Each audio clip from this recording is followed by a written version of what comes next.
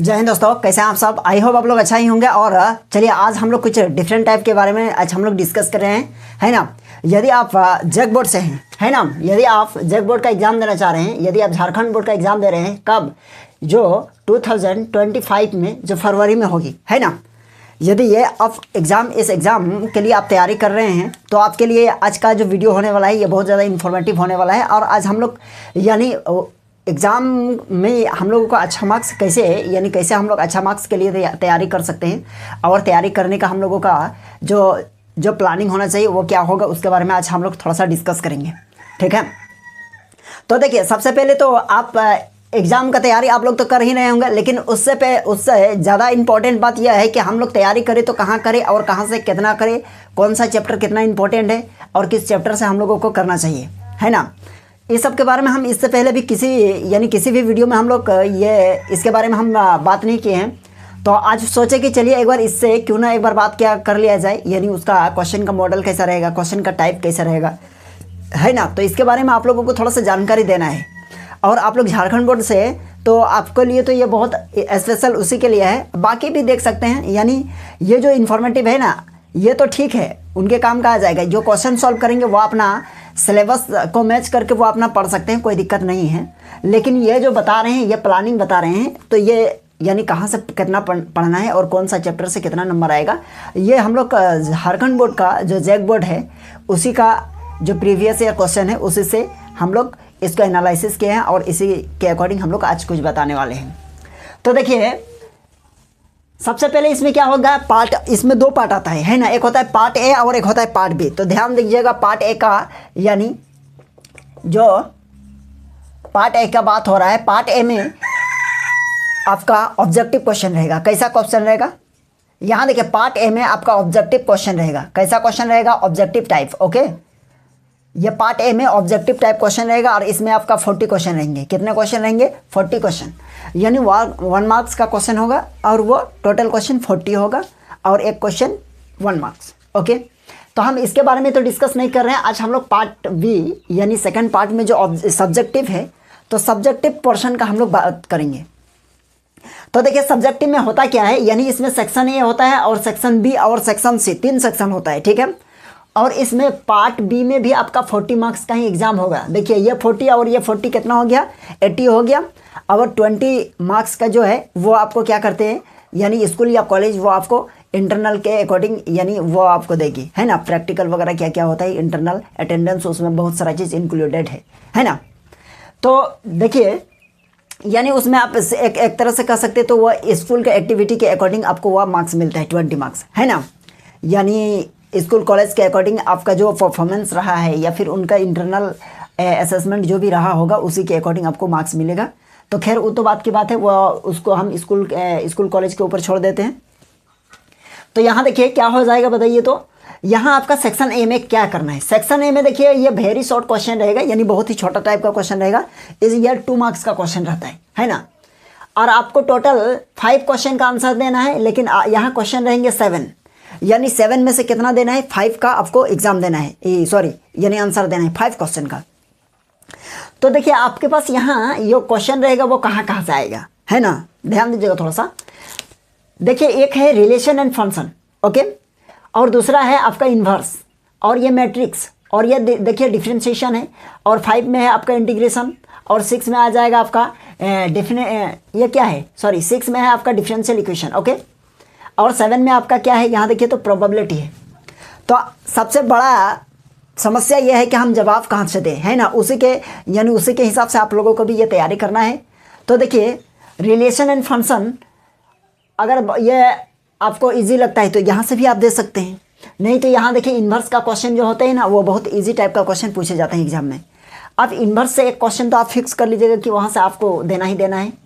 Second में आता है आपका मैट्रिक्स से भी आप दे सकते हैं, क्योंकि मैट्रिक्स में भी आपको उस टाइप का क्वेश्चन देखने को नहीं मिलेगा। ये नॉर्मल क्वेश्चन पूछता है, यदि आप मैट्रिक्स पढ़े हैं तो आप उसका जवाब दे सकते हैं, कोई दिक्कत नहीं है ना।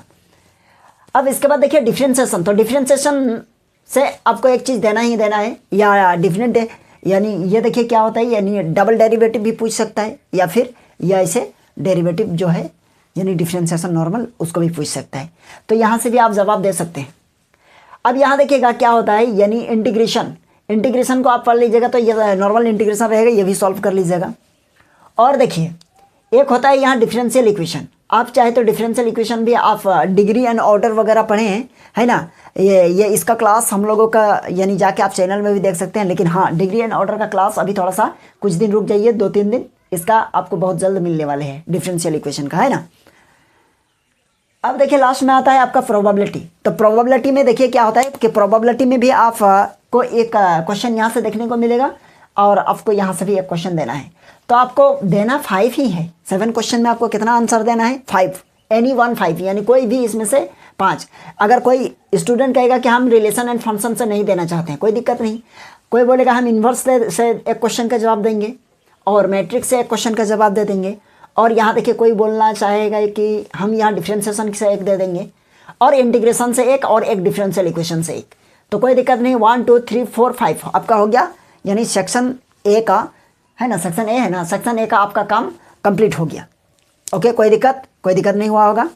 तो बाकी आप प्रोबेबिलिटी और रिलेशन एंड फंक्शन से आप क्या कर दिया, क्वेश्चन को स्किप कर दीजिएगा, कोई दिक्कत नहीं, क्योंकि आपको 5 क्वेश्चन का ही जवाब देना है। बहुत सारे स्टूडेंट यहाँ क्या कर लेते हैं, यानी सारे के सारे लिख के आ जाते हैं। अरे सारे के सारे नहीं लिखना है आप लोगों को, है ना। पहले समझिए क्वेश्चन क्या कहा गया है, इसके बाद आप उसका आंसर दीजिएगा। तो देखिए क्या करिएगा, यहाँ 5 दे दीजिएगा। अब देखते हैं सेक्शन बी में, है ना। सेक्शन बी में आई होप आपको जहाँ से जो चैप्टर आपको अच्छा लगता है आप उसी को तैयारी कीजिएगा, जिसको आपको यानी आपको लग रहा होगा कि नहीं जैसे हम यहाँ से जवाब दे सकते हैं, तो आप वहाँ से आप दे सकते हैं। तो यहाँ देखिए सेक्शन बी का बात कर रहे हैं। सेक्शन बी में भी वही सेम प्रोसेस है। सेम प्रोसेस कहने का मतलब है कि आपको यहाँ देखिए 10 मार्क्स मिला कहाँ से, ये आपका सेक्शन ए से मिल गया है, कितना, 10 मार्क्स। ओके, अब सेक्शन बी से देखते हैं। सेक्शन बी में शॉर्ट आंसर टाइप क्वेश्चन रहेगा और उसमें से आंसर एनी 5 क्वेश्चन, और इसमें एक क्वेश्चन आपको 3 मार्क्स का मिलेगा और आपको इसमें भी 5 क्वेश्चन का जवाब देना है। तो ये आप जो 5 क्वेश्चन का जवाब दीजिएगा तो 5 क्वेश्चन आपको कहाँ कहाँ से तैयारी करना है और आपके एग्जाम में 5 क्वेश्चन कहाँ कहाँ से आएंगे, कौन कौन सा चैप्टर से आएंगे और कौन कौन उसमें से कौन कौन सा टॉपिक होगा, है ना। तो चलिए इसके बारे में डिस्कस करते हैं। देखिए आपका पहला रहेगा यहाँ क्या, यानी डिटर्मिनेंट से आपका एक क्वेश्चन रहेगा जो कि 3 मार्क्स का क्वेश्चन रहेगा, और एक रहेगा कंटिन्यूटी जो अभी चल रहा है हम लोगों का चैनल में। क्या कर रहे हैं, ये कंटिन्यूटी अभी उसमें आप लोगों के क्लास चल रहा है, आप उसको देख सकते हैं। यदि आप लोग नहीं देखे हैं तो एक बार जाके चैनल में चेक कर लीजिएगा, और जो जो टॉपिक का वीडियो वहाँ अवेलेबल है, बहुत सारा अवेलेबल है, आपको जो जो ज़रूरत है उसका प्लेलिस्ट बना हुआ है और जाके आप उसको देख सकते हैं, है ना। और इसके बाद देखिए यहाँ क्या है कि इंक्रीजिंग एंड डिक्रीजिंग, यानी एप्लीकेशन ऑफ डेरिवेटिव का बात कर रहे हैं। यदि आप JCRT, जिसको हम लोग NCERT भी कह सकते हैं, है ना, तो NCERT बुक से यदि आप एप्लीकेशन ऑफ डेरिवेटिव निकालिएगा चैप्टर 6, तो उसमें इंक्रीजिंग एंड डिक्रीजिंग आपको देखने को मिलेगा, है ना। तो इंक्रीजिंग एंड डिक्रीजिंग, या फिर आप यहाँ ये कह सकते हैं इंक्रीजिंग एंड डिक्रीजिंग के अलावा या पूछ सकता है टेंजेंट एंड नॉर्मल। क्या पूछ सकता है, टेंजेंट एंड नॉर्मल, या फिर यहाँ क्वेश्चन आपका हो जाएगा रेट एंड चेंज, है ना, रेट ऑफ चेंज जिसको बोलते हैं, वहाँ से भी हो जाएगा। आप इंक्रीजिंग एंड डिक्रीजिंग का बात कर रहे हैं तो यहाँ आप ये भी कर लीजिएगा रेट ऑफ चेंज, इसको भी तैयारी कर लीजिएगा। ओके, रेट ऑफ चेंज, और एक होता है इसी का टेंजेंट एंड नॉर्मल। इसी का क्या होगा, एक देखिएगा टेंजेंट एंड नॉर्मल, है ना। चलिए टेंजेंट एंड नॉर्मल भी आप तैयारी कर लीजिएगा, तो आपका यहाँ से क्वेश्चन नहीं छूटने वाला है ना। लेकिन आप इंक्रीजिंग एंड डिक्रीजिंग को जरूर कर लीजिएगा, टेंजेंट एंड नॉर्मल और रेट ऑफ चेंज, इसको भी आप क्वेश्चन क्या हुआ है इसको भी एक बार आप कर सकते हैं। यहाँ देखिए 4 में आपको इंटीग्रेशन करना पड़ेगा। 4 में क्या है, इंटीग्रेशन करना है, इंडिफिनिट इंटीग्रेशन कीजिएगा 4 में। ओके, ये 3 का बात कर लिए, ये 4 का कर लिए। अब देखिए इंटीग्रेशन में आपका जो नॉर्मल टाइप का क्वेश्चन आपका क्लास में हो चुका है उसको कर लीजिएगा, आपका यानी एक 3 नंबर का क्वेश्चन हो जाएगा। स्पेशल फार्मूला के नाम से होगा, है ना। और इंटीग्रेशन बाय पार्शियल फ्रैक्शन, इसका भी हम लोगों का क्लास चल रहा है, यहाँ से भी आपको क्वेश्चन पूछ सकता है, या फिर इंटीग्रेशन बाय पार्ट्स, इसको भी आप कर लीजिएगा। तो यहाँ तक कर लीजिएगा तो आपको एक 3 मार्क्स का क्वेश्चन आपको मिल जाएगा। पहले जो हुआ करता था ना, पहले इसमें 4 मार्क्स का क्वेश्चन आता था, लेकिन अब जो है ना वो 3 मार्क्स का आने लगा है इंटीग्रेशन से। अब देखिए इसके बाद आ गया है क्वेश्चन नंबर 5 में आपका डेफिनेट इंटीग्रल, है ना, डिफिनिट इंटीग्रेशन से बात कर रहे हैं तो यहाँ से एक क्वेश्चन आएगा, और डिफिनिट इंटीग्रेशन से एक क्वेश्चन, और वो क्वेश्चन आप लोगों का जब डिफिनिट के बारे में हम लोग बात करेंगे तो वहाँ एकदम सिलेक्टेड क्वेश्चन है, और आप लोगों को वो चीज़ वो क्लास आप लोग देख लीजिएगा, और वहाँ से एक क्वेश्चन आना ही आना है ना, हर बार आ रहा है, अभी से नहीं। 10-15 साल का क्वेश्चन बैंक को आप अगर एनालिसिस कीजिएगा, अच्छा से देखिएगा, तो आपको मिल जाएगा कि यानी इस टाइप का क्वेश्चन क्या है, यानी रिपीटेड होते आ रहा है, और देगा भी कहाँ से, सिलेबस वही है कि उसी चैप्टर से, उसी के आसपास से आपको मिल जाएगा क्वेश्चन, और उस तरह का क्वेश्चन अगर कर लेते हैं तो आपका इंटीग्रेशन, डिफिनिट इंटीग्रेशन से क्वेश्चन नहीं छूटेगा, ठीक है। चलिए अब देखिए, इसके बाद आता है एरिया, है ना। यदि आप एनसीईआरटी या जेसीईआरटी बुक का बात करेंगे तो ये चैप्टर 8, तो यहाँ से भी एक क्वेश्चन आएगा, है ना, एरिया से। और इसके बाद देखिए यहाँ 7 क्वेश्चन रहेगा आपका वेक्टर से। वेक्टर से इसका एक क्वेश्चन रहेगा शॉर्टेड डिस्टेंस वगैरह, इसको हम लोग कराने वाले हैं, और इसका यानी बहुत जल्द आप लोगों के बीच में यानी शॉर्टेड डिस्टेंस वगैरह का ये वीडियो भी देखने को मिलेगा, ठीक है। तो देखिए ये चीज़ हो जाएगा। अच्छा, यहाँ वेक्टर का शॉर्टेड डिस्टेंस यही वो सेक्शन सी का, सॉरी सेक्शन सी का बात कर लिए, है ना। अब यहाँ देखिए क्वेश्चन यानी 7 क्वेश्चन का है, यानी वेक्टर। तो वेक्टर में यहाँ क्या होगा, वेक्टर चैप्टर में एंगल बिटवीन यानी 2 वेक्टर, ये सब वगैरह आप लोगों को देखने को मिल जाएगा, है ना, ये 3 मार्क्स में। तो यही था आपका क्या, सेक्शन बी का बात। अब हम लोग बात करेंगे सेक्शन सी। तो सेक्शन सी के लिए हमको थोड़ा सा हटाना पड़ेगा, आप चाहे तो इसका स्क्रीनशॉट ले सकते हैं, आपको तैयारी करने में ईजी होगा। यहाँ देखिए अब हम लोग बात करेंगे सेक्शन सी का, ठीक है। तो सेक्शन सी में क्या है देखिए, तो सेक्शन सी में देखिए आपको यहाँ 3 क्वेश्चन का आपको आंसर देना है। क्या कहा गया है क्वेश्चन में, आंसर एनी 3 क्वेश्चंस। कहने का मतलब यहाँ से आपको 15 मार्क्स मिल जाएगा, लेकिन आपको सेक्शन सी के लिए कहाँ से तैयारी करना है। एक होता है मैट्रिक्स मेथड, डिटर्मिनेंट्स में जाइएगा, और डिटर्मिनेंट्स में वो एक होता है मैट्रिक्स मेथड, जो कि आपको फाइंड करना होता है एक्स और वाई और जेड का वैल्यू फाइंड करना होता है, ठीक है, यूजिंग द मैट्रिक्स मेथड, ऐसा कुछ क्वेश्चन में लिखा रहेगा, ठीक है। और देखिए यानी यहाँ एप्लीकेशन ऑफ डेरिवेटिव से आपको क्या चीज़ से करना है, मैक्सिमा एंड मिनिमा, यहाँ से आपको एक क्वेश्चन देखने को मिलेगा, है ना, श्योर। और इसके बाद देखिएगा एक होता है शॉर्टेड डिस्टेंस। शॉर्टेड डिस्टेंस यानी आपको ये वेक्टर से मिल जाएगा, और वेक्टर में है ना, यहाँ आपको शॉर्टेड डिस्टेंस यहाँ एक टॉपिक है जो हर बार आते रहता है, और ये बहुत इंपॉर्टेंट है ना। एक होता है shorted distance between in parallel line, और एक होता है शॉर्टेड डिस्टेंस बिटवीन इन स्क्यू लाइन। तो देखेंगे इसके बारे में हम लोग आगे, जब हम लोग शॉर्टेड डिस्टेंस को हम लोग पढ़ेंगे तब बात करेंगे। अभी हम लोग वही बात कर रहे हैं जो एग्जाम में आने वाला है, यानी कौन कौन सा यानी टॉपिक या और कौन कौन सा चैप्टर से हम लोगों को तैयारी करना है ना, शॉर्ट के लिए, लॉन्ग के लिए। तो देखिए आपको शॉर्टेड डिस्टेंस एक क्वेश्चन तैयारी कर लेना है। इसके बाद देखिएगा एलपीपी। एलपीपी क्या है, लीनियर प्रोग्रामिंग प्रॉब्लम, जिसको आप कह सकते हैं, यानी जेसीईआरटी बुक या एनसीईआरटी में यानी चैप्टर कितना 12 है ना, जिसका हम लोगों का क्लास अब चैनल में चल रहा है ऑलरेडी, है ना, उसका वीडियो पड़ा हुआ है, आप जाके उसको प्लेलिस्ट में जाके उसको चेक कर सकते हैं। और देखिए यहाँ आपको एक चीज़ मिल जाएगा, यहाँ प्रोबेबिलिटी। तो प्रोबेबिलिटी से भी आपको क्या करना है, एक क्वेश्चन आपको मिल जाएगा देखने को, आप तैयारी कर सकते हैं, है ना। लेकिन बात रहा है कि हमको जवाब कहाँ से देना है। तो हम देखिए सभी इंडिविजुअल के लिए तो हम ये नहीं कह सकते हैं कि आपको यहीं से देना है, ये तो हम नहीं कह सकते हैं, आपके लिए ये चॉइस है ना। अगर बात किया जाए अकॉर्डिंग मेरे एक्सपीरियंस के अकॉर्डिंग कि इजी थोड़ा सा कहाँ से होता है, और आपको जैसे कि एग्जाम में थोड़ा सा पैनिक सिचुएशन जैसे क्रिएट ना हो। कभी कभी क्या कर लेते हैं ना, स्टूडेंट ऐसा चीज़ को तैयारी कर लेते हैं और एग्जाम हॉल में वो क्या करने लगते हैं, वो उलझ जाते हैं सोल्यूशन करते करते, यानी बहुत सारा वो पेचीदा हो जाता है ना। तो आपको ये ध्यान रखना है, यानी आप जिस क्वेश्चन के लिए आप तैयारी कर रहे हैं या उसका प्रैक्टिस होना बहुत ज़रूरी है। अगर आप प्रैक्टिस में थोड़ा सा अगर कमी कर रहे हैं तो एग्ज़ाम में आपको देखिएगा वहाँ आपको प्रॉब्लम होने लगेगा, और प्रॉब्लम जहाँ हुआ तो बस पैनिक सिचुएशन क्रिएट होने लगेगा, फिर आप गड़बड़ा जाइएगा।